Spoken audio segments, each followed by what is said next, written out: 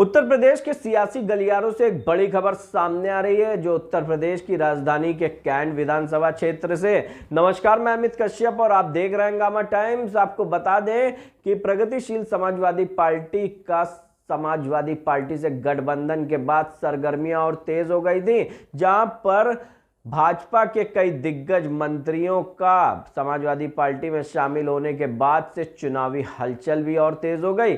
वहीं हम आपको बताते चले कि जहां भारतीय जनता पार्टी और समाजवादी पार्टी ने अभी तक के अपने प्रत्याशियों की सूची घोषित नहीं की है, जिससे असमंजस बरकरार है और समाजवादी पार्टी भी चाहती है किसी दिग्गज नेता को कैंट विधानसभा क्षेत्र में उतारना, जिससे कि अब की बार समाजवादी पार्टी पूर्ण बहुमत की सरकार बनाए। तो वहीं किसी भी तरह का चांस लेने को तैयार नहीं है समाजवादी पार्टी, और इसी सबके चलते कैंट क्षेत्र के दिग्गज नेता इंजीनियर अजय कुमार ने भी एक प्रेस कॉन्फ्रेंस के दौरान कहा है कि एक सैनिक किस तरह से कैंट क्षेत्र का विकास कर सकता है और कैंट क्षेत्र में उन्होंने क्या क्या कार्य किए। तो वहीं हम आपको बताते चलें कि उत्तर प्रदेश की राजधानी में एक प्रेस कॉन्फ्रेंस के दौरान एक सैनिक ने दिया सपा के राष्ट्रीय अध्यक्ष अखिलेश यादव को संदेश। आइए डालते हैं उत्तर प्रदेश की राजधानी की इस खबर पर नजर, एकता गुप्ता की रिपोर्ट पर। सर, आज इस प्रेस वार्ता का आयोजन किस उपलक्ष्य में किया गया? आज सबसे पहले मैं आप सब लोगों को मकर संक्रांति की बहुत बहुत हार्दिक शुभकामनाएं देना चाहता हूं, और एक चुनाव आने वाले और जितने हमारे पत्रकार बंधु हैं लोग बैठ बात करें, उनसे मिलें और अपनी बातों को आप लोग रखें। जैसा कि आप प्रगतिशील समाजवादी पार्टी के प्रत्याशी घोषित रहे हैं, अब इस मुद्दे पर क्या कहना चाहते हैं?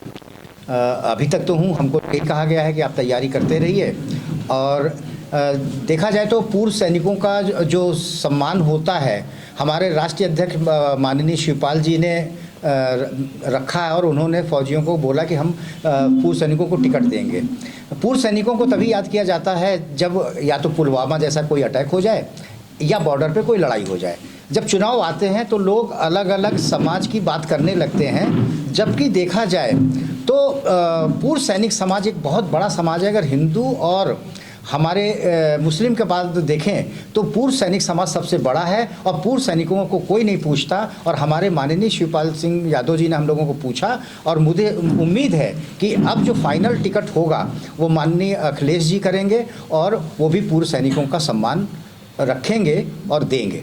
अजय कुमार जी, ये जो चुनाव आप लड़ रहे हैं कैंट विधानसभा सीट से, तो इस चुनाव में आपके एजेंडे क्या हैं? आप किन उद्देश्यों को लेकर के, आपकी अहम भूमिका क्या होगी क्षेत्र में? देखिए, क्षेत्र में मैं पिछले 1.5-2 साल से घूम रहा हूँ, गलियाँ गलियाँ घूमा हूँ, और मैं जहाँ जाता हूँ मैंने देखा कि जो पहले के प्रतिनिधि हैं, हमारे जनता के प्रतिनिधि, उन्होंने ठीक से कार्य नहीं किया। 1 साल पहले सड़क खुदी हुई थी, सीवर के लिए सड़कें नहीं बनी, गलियां खुदी हुई हैं, नालियां और गलियां वहां पे बजबजा रही हैं। वहां पे जो पार्क हैं वो कूड़े के ढेर में तब्दील हो गए हैं, और बीमारियों का इतना ज़्यादा क्या कहते हैं डर हो गया है। डेंगू फैल गया था अभी बीच में एक और है, जब हम लोगों के पीने का पानी है एक बार सीवर लाइन के साथ मिक्स हो गया था, बहुत सारे लोग बीमार हो गए थे। तो जो सबसे पहले एक सफाई का मुद्दा है। दूसरा, मैं ये देखता हूँ कि हमारी बाज़ारों में हमारे बहनों और माँओं के लिए कोई टॉयलेट नहीं है। पोर्टेबल टॉयलेट रखा जा सकता है, कि बहुत बड़ी समस्या है जिसके बारे में कोई नहीं सोचता। तो सफाई एक सबसे बड़ा मुद्दा है, गलियां बनाने का एक बड़ा मुद्दा है, जल भराव का मुद्दा है, और एक बेरोज़गारी का मुद्दा है। और बेरोज़गारी सरकार की जिम्मेदारी नहीं है। अगर हम लोग वो उनकी जिम्मेदारी बनती है, लेकिन अगर जनप्रतिनिधि चाहे तो बहुत कुछ कर सकता है। और हमने क्षेत्रों में जाके कार्य किया है। गरीब महिलाएं बहुत हैं, और उनके हमने छोटे छोटे समूह बनाए हैं, जो कि चुनाव के बाद मैं हारूं जीतूं वो अलग मैटर है, लेकिन वो छोटे छोटे समूह बना के किसी को मसाला पीसने का काम, किसी को हमने पापड़ बनाने का काम, किसी को सिलाई का काम, इस तरह के चीज़ों के समूह बना के रोज़गार देने के बारे में भी मैंने सोचा है। मैंने एक चीज़ और देखी कि जो हमारे एक परिवार है, बहुत सारे ऐसे परिवार हैं जिनके यहाँ एक भी आदमी कमाने को नहीं है। तो हमने सोचा कि ये भी सोचा है कि वहाँ पे कोई हमारी माता बहन होगी जो हमारे ई रिक्शा को चलाना सीखना चाहे, मैं उसको फ्री में सिखवाऊंगा, उसको लाइसेंस दिलाऊंगा, उसको ई रिक्शा फाइनेंस करा के और पिंक ई रिक्शा चलवाएंगे। दूसरा, जिस परिवार में कोई भी कमाने वाला नहीं है उसमें से एक मेल मेंबर को लेके हम कार ड्राइविंग सिखाएंगे और ड्राइविंग सिखाने के बाद उसको लाइसेंस दिला के उसको रोजगार देंगे। इसी तरह की मेरी बहुत सारी योजनाएं हैं। तमाम सामाजिक विषयों पे आपका काम पहले से चल रहा है, लेकिन अगर आपको जनता चुनती है तो और भी उसको त्वरित गति से आप आगे बढ़ेंगे। देखिए, अभी तक मैंने जो कार्य किया है वो मैंने अपने पैसे से किया है। मेरे को ना कोई मेरा एनजीओ है, ना मैंने किसी से एक पैसा चंदा लिया है, लेकिन हाँ मैंने कार्य किया है।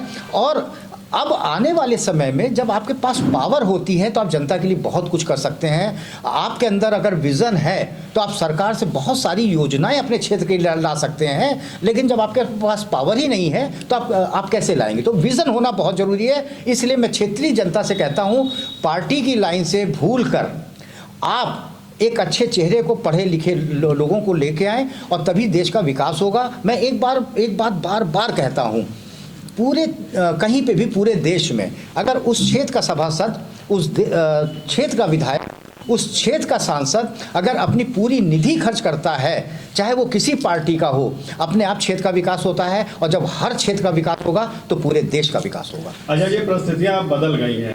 अब गेंद प्रसपा से सपा के पाले में जा चुकी है। अब आप अपने आप को कहाँ तक देख रहे हैं, किस हद तक, किस नज़रिए से देख रहे हैं? क्या टिकट आपको मिलेगा कि नहीं मिलेगा?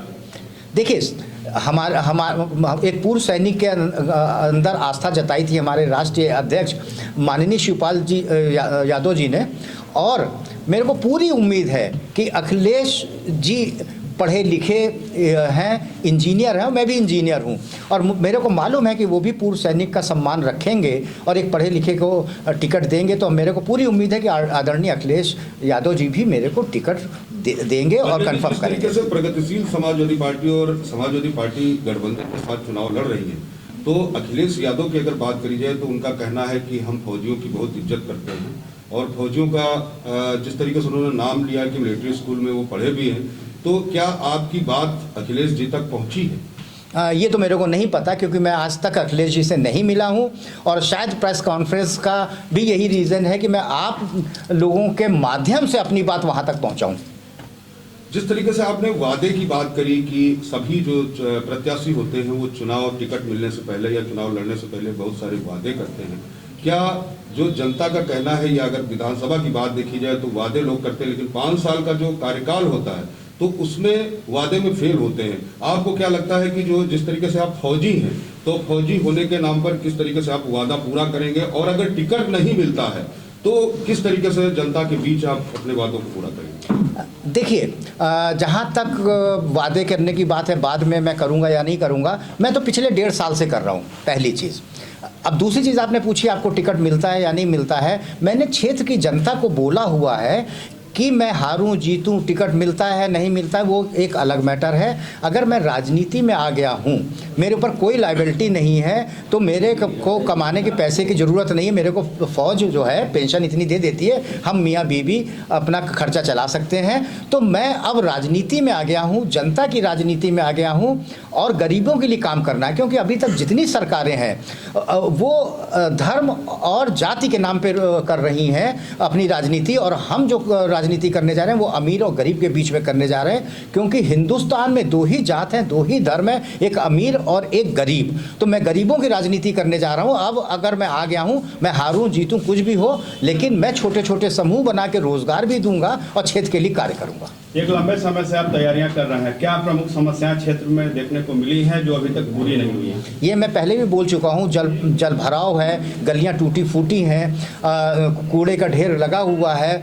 सीवर और जल भराव की समस्याएं हैं, बेरोजगारी की समस्या है, उसके बाद टॉयलेट की बाज़ारों में समस्या है। जहाँ पे हमारी फीमेल, हमारे घर की माँ बहनें बाज़ार में हैं तो वहाँ नहीं जा सकती, क्योंकि वो बहुत सारी दुकानें भी चलाती हैं, सब चलाती हैं। और शॉपिंग कॉम्प्लेक्स में अगर आप देखेंगे जो दुकानों में टॉयलेट नहीं है, तो ये एक बहुत बड़ी समस्या है, इसको भी हम दूर करेंगे। अजय जी, आप एक फौजी रहे हैं और बॉर्डर पे हो सकता है आपने कई लड़ाइयाँ लड़ी, पहली बार मुझे लगता है कि आप राजनीतिक लड़ाई में कूद रहे हैं और ऐसा किंवदंती है क्षेत्र में कि भाजपा के लिए सबसे सुरक्षित सीट कैंट मानी जाती है। तो अजय जी, हम आपसे पूछना चाहते हैं कि भाजपा के इस अभेद किले को भेदने की आपकी रणनीति क्या है? देखिए, सबसे पहले तो मैं आपको ये बता दूं, कोई भी चीज़ अभेद नहीं होती। और जहाँ तक ये सीट भाजपा की है, देखिए, आप टीवी पे बहुत बड़े बड़े विज्ञापन दिखा के और आप कह रहे हो कि विकास हो रहा है, लेकिन हिंदुस्तान की 80% जनता गलियों में रहती है। आप खुद जाके हमारे क्षेत्र में देख लें, कहीं कोई विकास नहीं है। हाँ, जहाँ तक अभेद होने की बात है, हम फौजी हैं, हमें मालूम है कि जो चीज़ अभेद होती है उसको भेदा जा सकता है। और उसको कैसे भेदा जा सकता है कि ये धर्म की राजनीति करते हैं, हम अमीर गरीब की राजनीति करने जा रहे हैं। हमने ये देखा है कि 50% ही लोग कैंट की क्या कहते हैं, लोग वोट देते हैं। हम सारे फौजी घर घर जाएंगे और लोगों से रिक्वेस्ट करेंगे कि हमने देश की सेवा बॉर्डर पे की है और अब हम आपकी सेवा करने आ गए हैं। 5 साल में 1 घंटा हमारे लिए निकालिए और जाके हमारे लिए वोट करिए। और हमें मालूम है कि अगर हमने 10% वोट भी टर्न आउट करा लिए, 50% ज़्यादा 60% करा लिए, तो हमारी जीत निश्चित है। और केवल जिस दिन हमारी जो जनता है सिंबल पे अब पार्टी के नाम पे वोट देना बंद कर दे और चेहरे के नाम पे वोट देना शुरू कर दे, पढ़े लिखे लोगों के नाम पे देना शुरू कर दे, पूरे देश का विकास हो जाएगा, हमारे देश तो पूरा बदल जाएगा। सर, जिस तरह से भारतीय जनता पार्टी के स्वामी प्रसाद मौर्य के साथ 8 विधायकों ने आज शपथ ली है समाजवादी पार्टी से, तो इसका क्या असर पड़ेगा समाजवादी पार्टी और प्रगतिशील पार्टी के आपसी रिश्तों में? देखिए, रिश्ते तो राजनीति में कोई नहीं होते, रिश्ते बनते बिगड़ते रहते हैं। और जहाँ तक बात है कि हमारे इस चुनाव पे क्या असर पड़ेगा, वो मैं आपको बताना चाहूँगा। 2017 में विभिन्न पार्टियों से बीजेपी ने पिछड़े लोगों को तोड़ के अपने में मिलाया था और वही लोग अब वापस आ रहे हैं क्योंकि उनको दबा के रखा गया बीजेपी में। आज अगर आप देखें तो पूरे लखनऊ में, पूरे प्रदेश में और दिल्ली तक में केवल योगी और मोदी जी के ही फोटो लगे हैं पोस्टर में। क्या यही 2 लोग काम कर रहे हैं? क्या उनके और कोई प्रतिनिधि क्षेत्र में काम ही नहीं करते? इन्होंने किसी को भी आगे नहीं बढ़ाया। और अगर कोई विधायक थाने, पुलिस या प्रशासन में गया, उसका कोई काम नहीं हुआ, जबकि जनता अपने विधायक को चुनती इसीलिए है कि उसके साथ कोई परेशानी आए तो उसकी बात सुनी जाए। और जो पिछड़े भाग रहे हैं, ब्राह्मण इनसे नाराज़ हैं, इसका बहुत बड़ा इम्पैक्ट पड़ने जा रहा है। और मैंने 6 महीने पहले ही प्रेडिक्ट कर दिया था कि बीजेपी को 150 और 175 के बीच में ही सीट मिलेंगी, इससे ज़्यादा सीट मिलने वाली नहीं है। 5 साल के कार्यकाल के दौरान तो नहीं भागे, अब क्या वजह हो गई कि जब चुनाव सर पे है तब भाग रहे हैं? देखिए, बीजेपी का तो आप जानते हैं, जो उनके साथ है वो देशभक्त है, जो दूसरी जगह वो देशद्रोही है। जो उनके साथ आता है वो गंगा में नहा के पवित्र हो जाता है, जैसे उनसे बाहर जाता है अपवित्र हो जाता है। जैसे ही स्वामी प्रसाद मौर्य बाहर आए, उनके ऊपर अगले दिन से गिरफ्तारी वारंट जारी हो गया। अरे, गिरफ्तारी वारंट जारी करना था तो 5 साल पहले आपके पास समय था, क्यों नहीं किया? और यही सभी के साथ होगा। और इसीलिए लोग छोड़ के नहीं आ रहे थे, वो दबे हुए थे, वो बोल नहीं सकते थे, अपनी बात रख नहीं सकते थे, क्योंकि उनको मालूम था। पर आरोप लगा रही है ये लोग अवसरवादी लोग हैं। राजनीति में आप बीजेपी में ही देख लीजिए, ब्रिजेश पाठक जी कहाँ से आए हैं? क्या वो आरएसएस से आए हैं? वो भी तो बीएसपी से आए हैं। रीता बहुगुणा जी कहाँ से आई हैं? वो भी तो कांग्रेस से आई हैं। तो उनके साथ जो रहता वो अच्छा है, जो उनके साथ नहीं रहता वो बुरा है। जो फौजी उनके साथ है वो देशभक्त है और जो फौजी उनके साथ नहीं वो देशद्रोही है। क्या मेरे से ज़्यादा तेज़ी से भारत माता की जय के नारे वो लगा सकते हैं? क्या वंदे मातरम का हमसे ज़्यादा लगा सकते हैं? फर्जी यूनिफॉर्म पहन सकते हैं? ये मेडल कहाँ से लाएंगे? ये मेडल हमारे कमाए हुए हैं। और जो यूनिफॉर्म पहन के बॉर्डर पर फौजियों की बात करते हैं, बड़े शर्म की बात है कि विधान परिषद और विधानसभा में एक भी पूर्व सैनिक नहीं है यूपी में। हम फौजी किसके पास जाएं? मैंने प्राइम मिनिस्टर जी को चिट्ठी लिखी थी कि राज्यसभा में 2 सीट, विधान परिषद में 2 सीट होनी चाहिए, सारे चुनाव में 5% रिजर्वेशन होना चाहिए।